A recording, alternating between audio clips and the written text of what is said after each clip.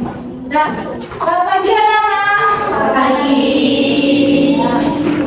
Sebelum kita mulai belajar kita berdoa terlebih dahulu. Ketua kelas, tolong videonya.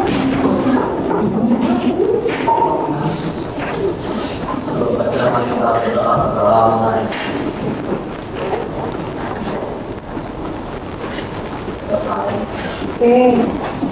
Bagaimana kabarnya hari ini? Ini kenapa beda-beda bajunya? Disuruh ngapain?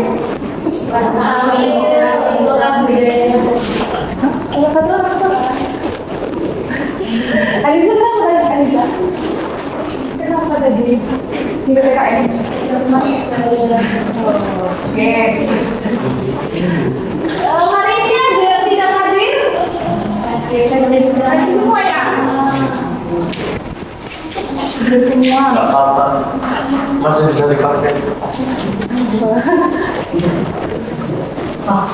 Oke, kesepakatan kelas hari ini yang pertama tidak berteriak-teriak di dalam kelas, ya. Kedua tidak bermain gadget kecuali dalam pembelajaran. Kemudian tidak tidur di dalam kelas. Ya, Faiz tidak tidur di dalam kelas. Kita akan minum di dalam kelas. Kalau ada yang ingin bertanya, silakan anak-anaknya. Oke, semangat ya. Kemudian, apakah kalian masih ingat materi sebelum pertempuran? Kamu tadi apa? Ya,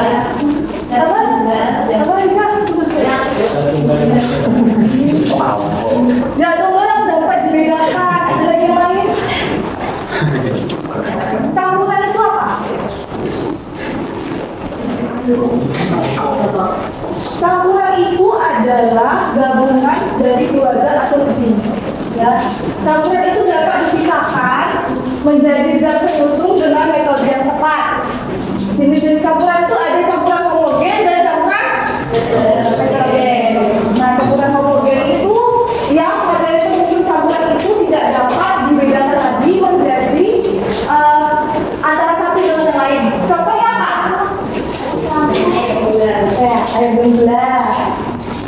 Tuh, kan tidak dapat dilihat satu dengan yang lain yang masuk ke penyusunnya. Kemudian campuran heterogen. Heterogen itu adalah materi penyusun beserta sifatnya masih dapat dibedakan satu dengan yang lain. Ini dibedakan menjadi dua apa? Suspensi dan koloid.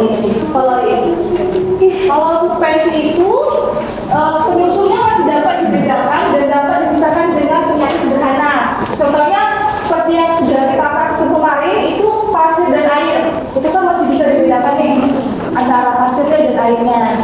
Kemudian kalau koloid itu dia hampir sama, tapi jika dibiarkan kemampuannya menahan zat terlarut itu lebih lama. Contohnya seperti air tambah susu, air susu itu kan lama sekali ya.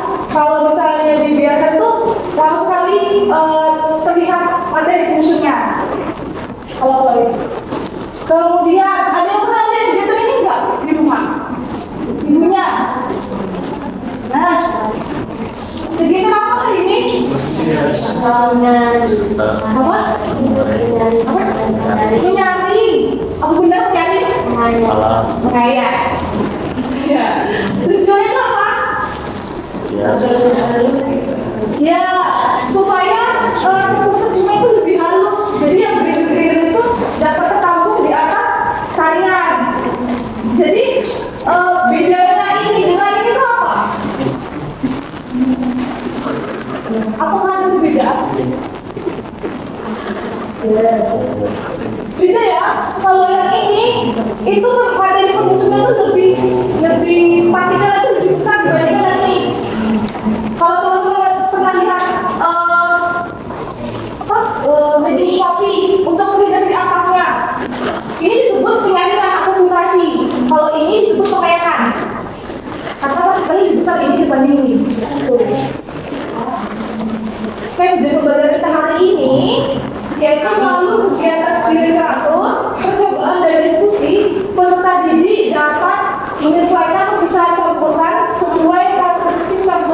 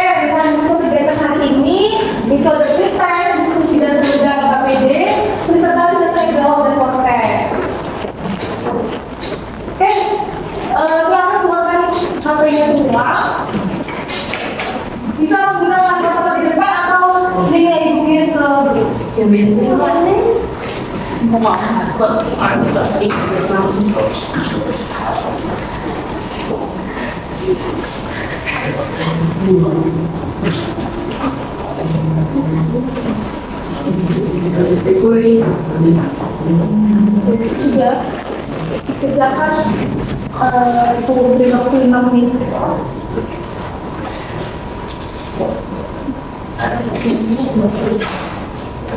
Yang ada kendala disampaikan ya kenapa?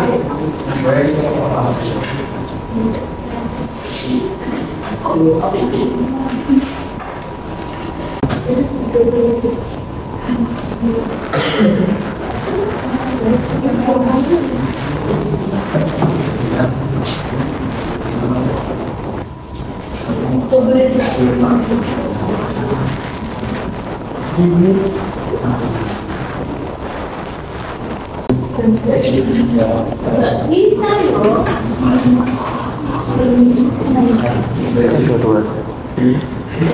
Isi apa? Isi apa ya? Kedua, yang mana? Mau sudah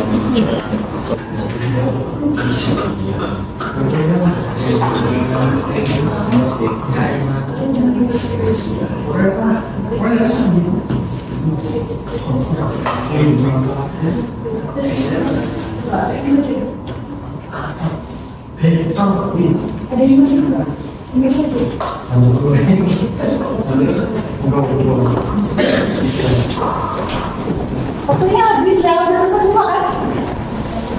Udah?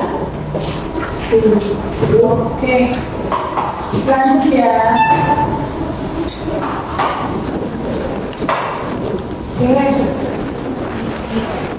Oke, kita buka dulu videonya.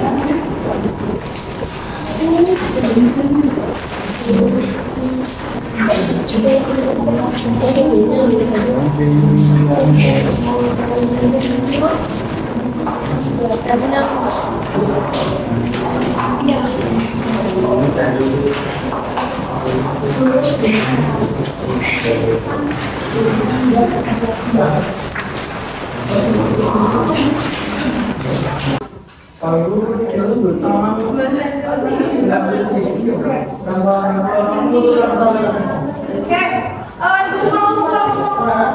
Satria minta tolong dibacakan stimulusnya. Stimulus. Yang lain mendengarkan stimulusnya dibacakan oleh Satria. Ayah Ruki adalah guru salah satu SMP di Jakarta. Setiap ke sekolah ayah Ruki selalu ngomong lugas dan selalu menulisnya berusaha amin. Katanya sama sekolah ayah Ruki tidak mau tahu dan langsung mereka tinggal di sekolahnya dokter yang teman ditemukan mulai satu kemeja saya. Ayah Ruki balik kemudian sekitar 9 memberikan kemeja itu lagi. Selanjutnya itu mau saya satu ayatan yang ada di perkotaan kemudian akan melihat kita tapi tidak hanya banyak bekerja namun ada orang lain juga. Apakah anak-anak sekalian pernah kasus seperti ini? Jadi kayaknya bocor kadang-kadang ibunya tuh mengaliri dengan air karena saat dialiri itu tidak hanya warna biru saja yang ada. Selanjutnya identifikasi masalah. Kira-kira apa ya pertanyaan yang cocok untuk stimulus ini?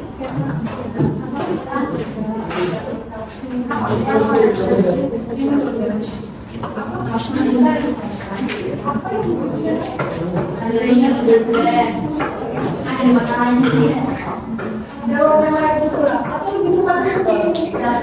Warna apa yang timbul saat ibu ditulis identifikasi masalah?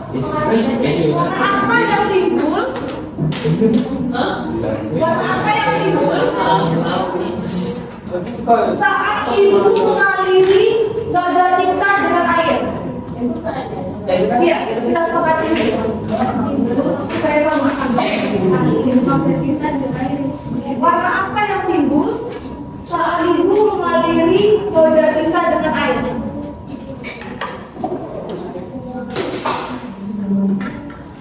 Apa tuh? Warna apa yang timbul saat ibu mengaliri noda sudah cinta dengan air?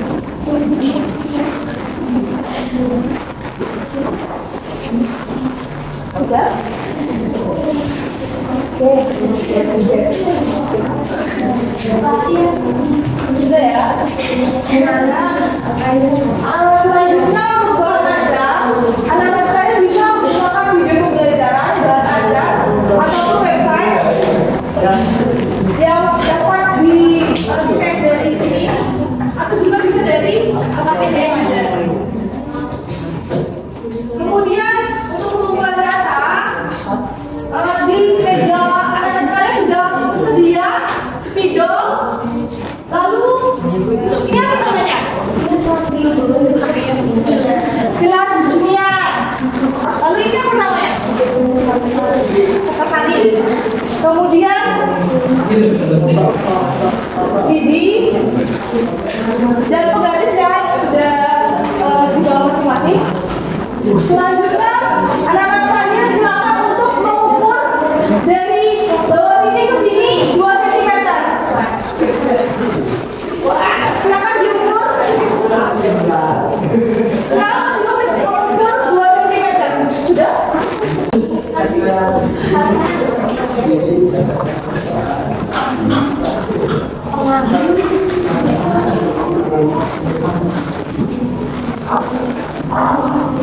Oh, sudah ya. Sudah. Selanjutnya dari kita berurut. Ya. Selanjutnya nanti silakan untuk dimasukkan ke dalam air dan ditunggu pergerakannya sampai dari finish. Paham ya? Oke. Waktu pemegang KPD 20 menit.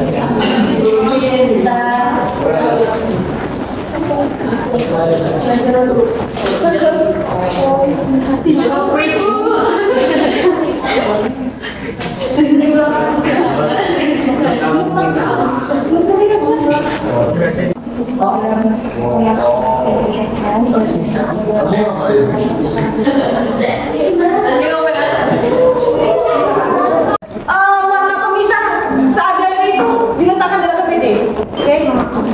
Yang terlihat. Kalau udah sampai finish, kalau lebih malah dulu. Oh, apa? Bagus. Kalau Indonesia dari paling lama finish.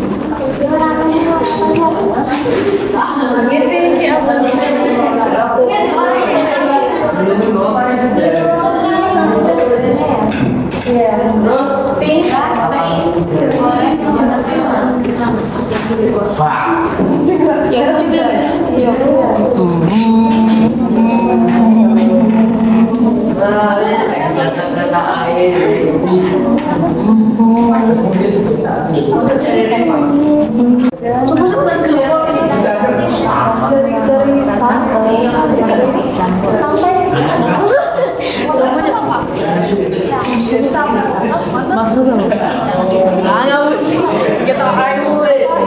Hebat.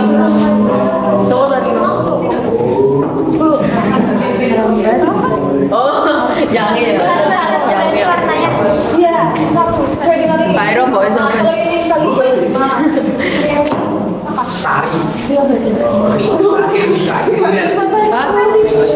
Oh, mantap. Benar, saya. Kita pernah. Oke.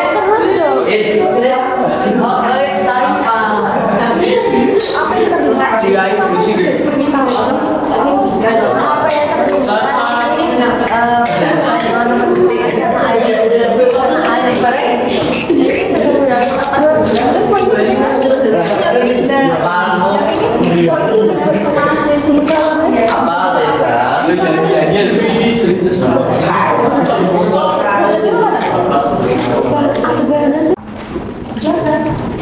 Assalamualaikum warahmatullahi wabarakatuh.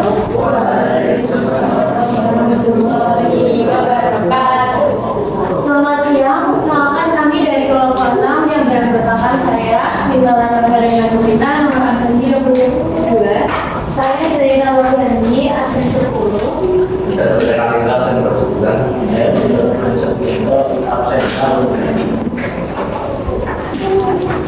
Pada kesempatan kali ini kami akan mempresentasikan lembar kerja peserta didik mengenai pemisahan campuran kromatografi kertas.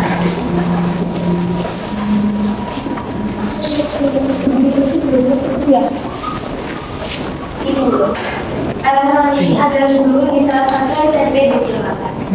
Dia bersekolah yang pergi selalu berbagai stimulus. Untuk jawaban stimulusnya, pertanyaan yang kami dapat dari stimulus adalah warna apa yang ibu saat ibu mengalirikan model tinta dengan air.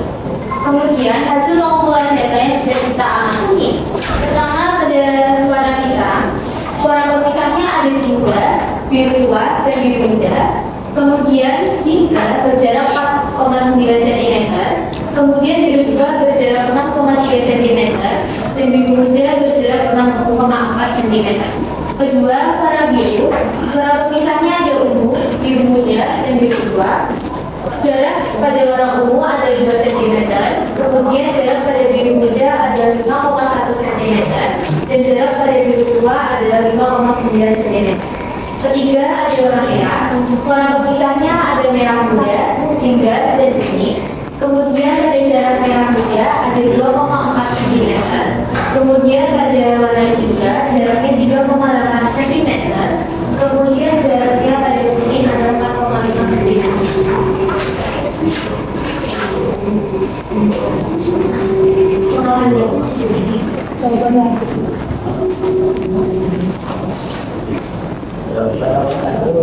Kita pada bahasa awal dan semuanya para bicara anak yang berjalan kedua berjalan dan kita lihat apa yang muncul dari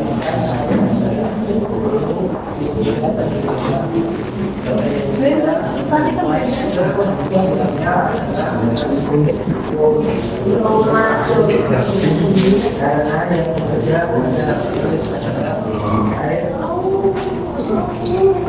Air yang menjulur ke atas.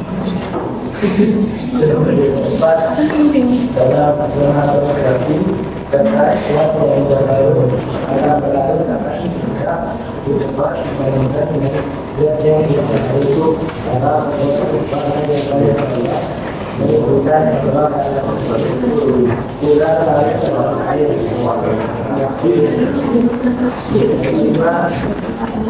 kelima filtrasi segmentasi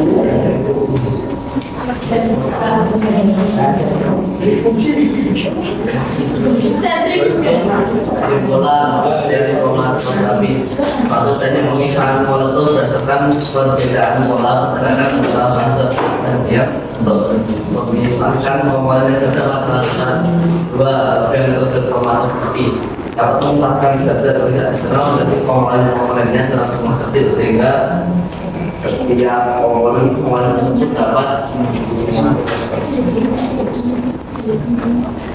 Artinya itu saja dari saya. Bismillahirrahmanirrahim. Wassalamualaikum warahmatullahi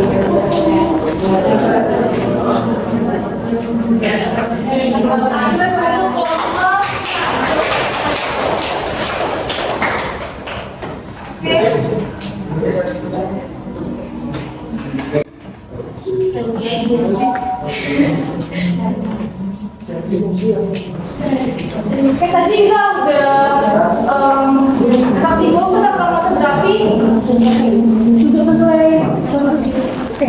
Kromatographi itu apa? Kromatographi itu pemisahan campuran berdasarkan kecepatan berangkat partikel zat yang bercampur. Ya, kesimpulannya ini ya. Kelebihannya apa? Dapat memisahkan zat yang dari kita menjadi komponen dalam jumlah kecil sehingga setiap komponen tersebut dapat diuji. Itu kesimpulannya. Kemudian, nah tujuan dari pemisahan campuran itu apa?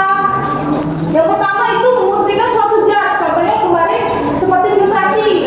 Kemudian dapat menghilangkan endapan yang mengganggu, contohnya seperti dilatasi nanti akan dibahas. Kemudian dapat memisahkan zat agar dapat dimanfaatkan kembali. Contohnya ini kan dapat memisahkan zat. Yang semula warna biru ternyata tidak hanya warna biru aja, ternyata ada warna-warna lain yang dapat membentuk warna hitam atau warna biru gitu. Selanjutnya,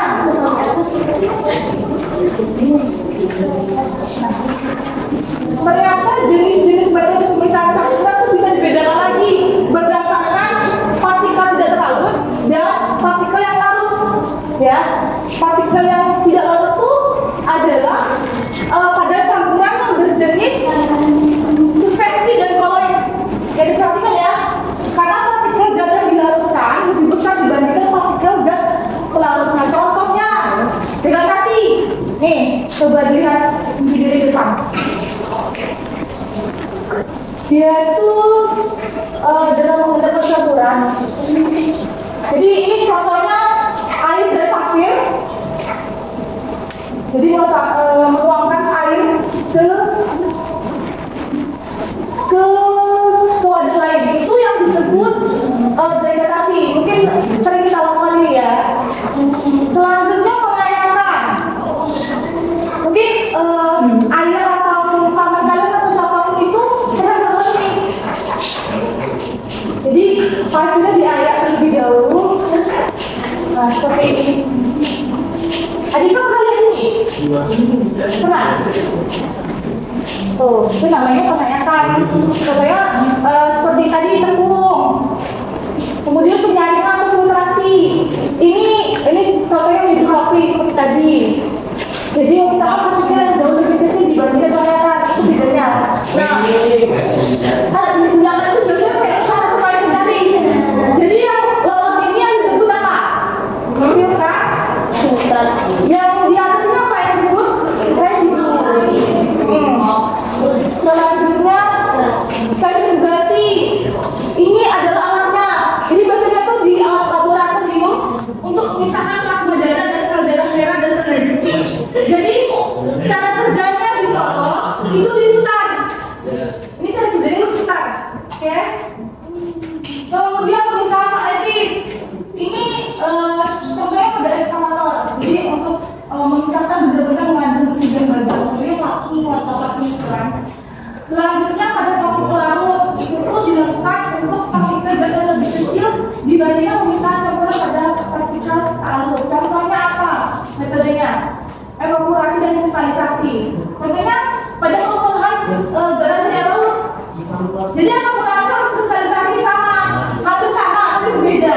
Kalau evaporasi itu peristiwa penguapan, sedangkan kristalisasi itu hasil dari penguapan tersebut jadi berbentuk kristal. Itulah yang disebut kristalisasi, kristal garam. Tuh. Selanjutnya distalisasi atau penyulingan itu berdasarkan titik bibir. Ini biasanya ada di tempat pendidikan. Jadi kalau misalnya berdasarkan titik bibir itu disebut distalisasi atau penyulingan. Ini alatnya seperti ini. Selanjutnya, nah lalu percobaan kali ini metode pemisahan campuran apa? Ya, kromatographi. Ini biasanya digunakan untuk memisahkan warna pada tinta, warna makanan dan campuran warna lainnya. Kromatographi itu yang kita coba ini namanya kromatographi ketat.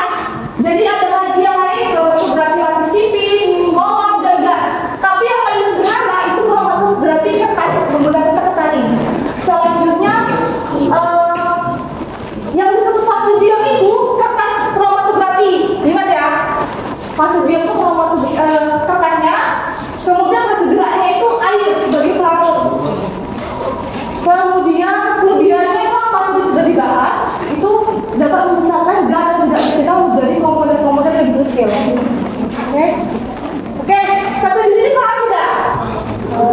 Paham ya? Proses ya. Selanjutnya kita sudah proses penghijauan ya. Ini menggunakan puisi. Ya. Aku bisa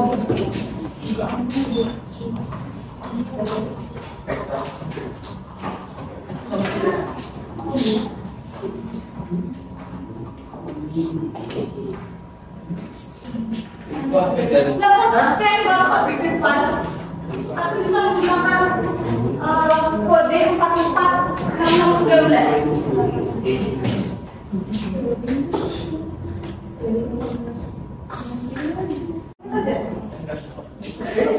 si Bintoro belum selesai.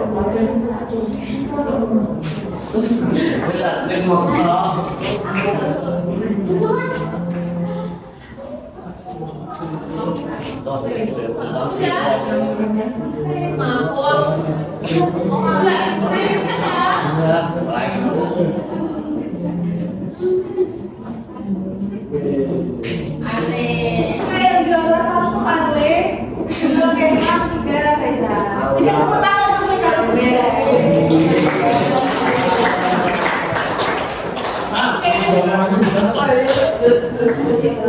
Nah, apakah ada kendala ketika kalian belajar tentang materi ini?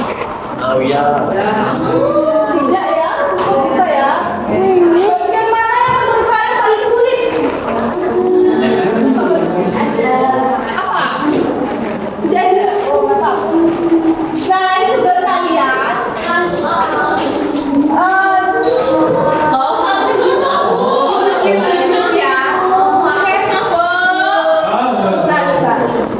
Emang bisa.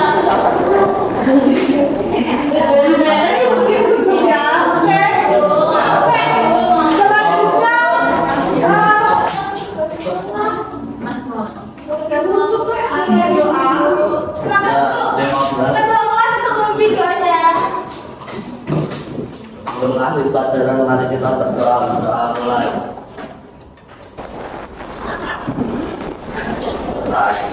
Oke, untuk dengan selamat siang. Iya.